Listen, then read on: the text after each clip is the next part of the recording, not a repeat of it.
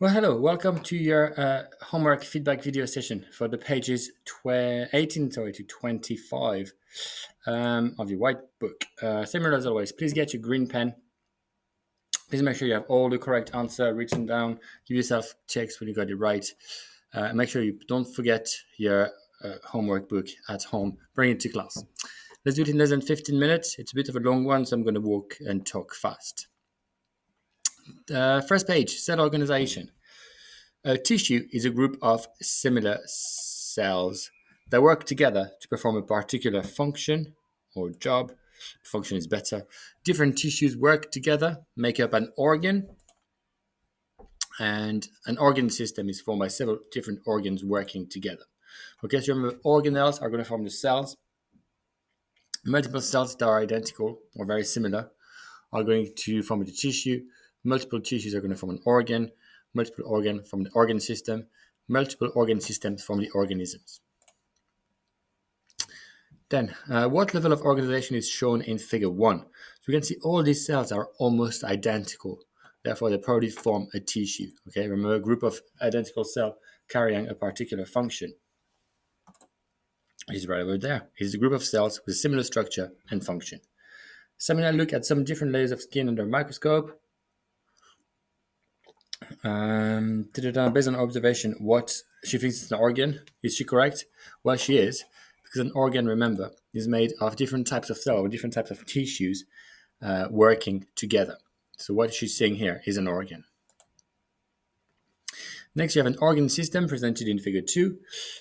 In this organ system, we can recognize the stomach. We probably can recognize the large and small intestine, the esophagus, and the mouth. That's probably part of the digestive system.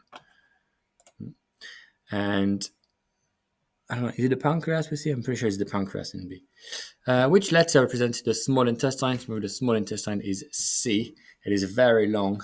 It's in the middle, and that's where food or nutrients and is going to be absorbed by the bloodstream.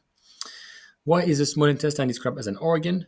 Remember, an organ is a group of different tissues working together to carry out a function. So it's B. Okay, the function of the small intestine is to absorb nutrients, glucose, ions, etc., from the digestive system into the bloodstream.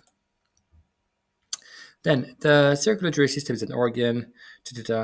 Write down number 1 to 5 in the table to show how the structures are organized from smallest to largest.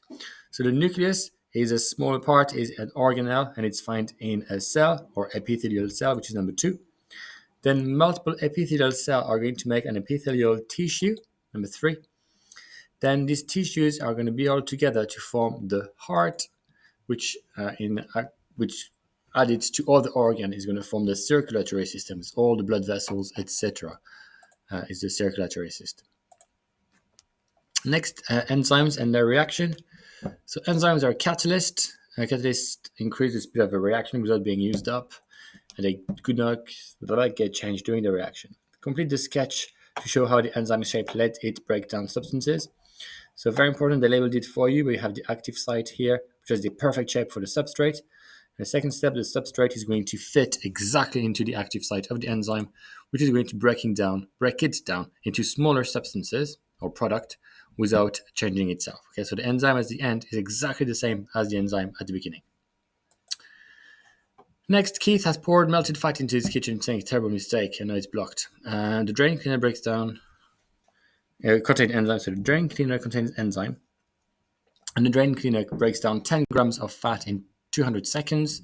Calculate the rate of this reaction. So you have to calculate the rate, the mass divided by the time it took to break it. So 10 grams divided by 200 seconds, that's 0.05 gram per second, which is the rate. Suggest how the enzymes in the drain cleaner help to unblock the drain. So the enzymes speed up the breaking down of the fat. So therefore, you're going to form very tiny molecules, and that is going to unblock the sink. Keith pours boiling water into the sink 5 minutes after putting the drain cleaner in. His drain remains blocked. So guess what effect the boiling water had on the enzyme's active site? So remember, if you increase the temperature too much, the enzyme is denatured, the shape of the active site changes too much, and the substrate does not fit in anymore. Okay, and this is exactly the answer here. So the shape of the active site changes. The molecules won't fit in the enzyme's active site anymore, so the enzymes can't catalyze the breakdown of the fat. It's going to stay blocked. Next, we had this data, and you had to draw and all the points on your graph. So you should have something like this. What you can do is link all these points with a straight line, okay, making some sort of V. Roughly, what is the optimum pH for this enzyme? So the optimum pH is when it takes the shortest amount of time for the reaction to be finished. That's when the reaction is the fastest, and that is therefore for pH 6. The pH in the stomach is roughly pH 2. Would you expect to find enzyme X in the stomach? Not really, because if you look at for pH 2, it would take a lot longer. So the enzyme does not work well at pH 2. Okay, it is too far from its optimum pH, which is pH 6. Describe one thing that Elena should have done to make sure her experiment was a fair test. She need to make sure that you always have the same temperature, because the rate of reaction is depending on the temperature, but also the same volume of substance, the same volume of enzyme, the same concentration, etc. Okay, to make it a fair test. Next, carbohydrates break down carbohydrates into sugars. Okay, pretty easy to remember. Amylase is an example of a carbohydrate, and it breaks down starch into glucose. And amylase is made in the salivary gland. Okay, that's why if you chew bread, you're going to break down the starch into glucose, and if you chew for long enough, it's going to start tasting sweet. Circle the name of the test below that can be used to detect starch in food sample. You need to remember this one. For starch, you're going to use iodine. Iodine is orange. In the presence of starch, it's going to turn blue-black. Benedict's test is for sugar, and the student 3 test is for lipids. Next one, question 1. 2 different species of bacteria were transferred to an agar plate and were grown. The agar contained a lipid which made it cloudy. Agar that doesn't contain lipid is usually clear. And this is what we got. So here we can't really see the colors, but we can see there is a clear area of agar. What type of enzyme breaks down lipids? So you have to say lipids are broken down by lipase. And which species of bacteria in the diagram AB contain this enzyme? It is going to be the bacteria species B. Okay, because normally on your diagram you should see a clear area around the spot with the species B. Figure 2 shows part of the human digestive system. Tube X, right here, transport bile from where it is produced to the gallbladder, which is the liver. Tube Y transport bile from the gallbladder to the small intestine. Tube Y can sometimes get blocked. Which organ does tube X transport bile from? It's the liver. The liver is producing the bile, but is collected in the gallbladder and delivered from the gallbladder to the small intestine. Which of the following is likely to happen if tube becomes blocked? The small intestine will become more acidic. Bile has 2 functions. One is to, because it's an alkali, is going to neutralize the acid from the stomach, and it's also going to help emulsification, so it's forming very small droplets of fat to allow for the digestion of fat. Without bile, you cannot digest fat as much as well as you should. Marta is cooking some beef for dinner. The cut of beef is quite tough because it contains a lot of collagen, which is a protein. Marta soaks the beef in some pineapple juice for 30 minutes before cooking it. This helps to make the beef softer and easier to chew. Pineapple juice contains a type of protease enzyme. What do protease break down? It's in the name. Look, protease, protein. It breaks down protein into amino acids. And suggest how the pineapple juice makes the beef easier to chew. So if you break down the collagen, it's going to make the beef softer and easier to chew. Easy. I'm sure it's delicious as well. Pineapple in beef. Anyway, next one. We have all these tests carried out. So the Buret test, the iodine test, and the Benedict test. So remember, the Benedict test is a test for sugar. Buret is a test for protein. Iodine is a test for starch. Buret and Benedict are blue, and if they change color, it means that something happened. Okay, so beaker A, the color change for the Buret test. So A contains proteins. The one that contains starch is the one that went with iodine test that turned blue-black, so it's D. The sugar solution is where the Benedict's test went from blue to either green or orange, yellow, or brick red.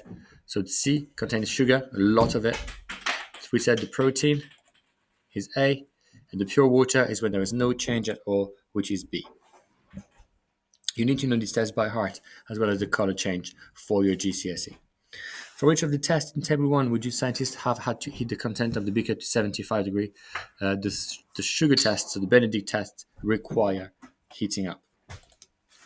We're all talking about food. To prove that you watched the video correctly, please draw a banana on that page. A beautiful banana. You can add color if you want to. But if it's black and white, it's enough. Next, the heart and lungs. I don't know how long. Let's go super quick. So the alveoli is the small sac in the lungs where gas exchange happens. The bronchi is when the trachea splits into two tubes called the bronchi, which are then going to turn into the bronchioles. And the capillaries are very tiny blood vessels in the lungs. Okay, so alveoli, small sacs in the lungs, bronchi, tube-like structure that carry air from the trachea to the rest of the lungs. Capillary are tiny blood vessels in the lungs where all the gas exchange takes place. Then the heart. So here we have the right-hand side that's going to get blood from the body and then send it to the lungs. And the left-hand side, which is on the right, which is going to receive blood from the lung when it's oxygenated and send it to the rest of the body. The left-hand side is more muscular.